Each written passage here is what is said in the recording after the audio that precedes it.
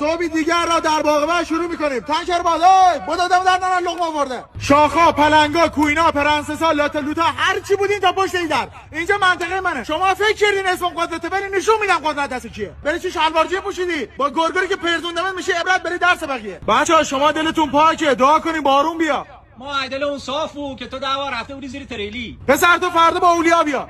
عمم میشه؟ عمت هم میشه. آی بابا سگی که ریدی کف دفتر. میشناسم، بیا خودت معرفی کن. فقط اونایی که کسل کردن میتونن او بخورن. برو کسل کن بیا. آقای ناظم اگه میشه بچه ما رو ثبت نام بکن. ثبت چه نامی؟ ظرفیت نداری. کلاس 2 کلهم اخراج. من اصلا کلاس 2 نمیخوام داشته باشم. یک بپرسه. غلامی فرزند اکبر شماره شناسنامه 546 تا اسم ننته نگفتن تو ببرد به دفتر. این دستشویی انفرادیه. چیکار میکنین 10 تا توی دستشویی؟ خونه خراب شیر دستشویی بری چی کورچیدی؟ آقایون معلما مدیر اعلام کرده فردا بازرس آموزش پرورش داره میاد. هر چی نخاله داری فردا تعطیلی اجباری. فردا بازرس داره میاد. میخوام شیرینی بخش کنم. به هر دلیلی شیرینی منگنه بود تو هم، بیچموره بود تو هم، چسبیده بود تو هم. یکی شد 2 تا پرونده زیر چلی بخونه.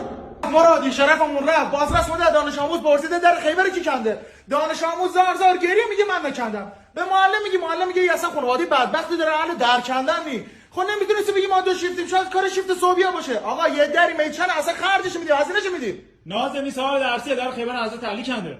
خب خدا رو شکر سر ما رفت.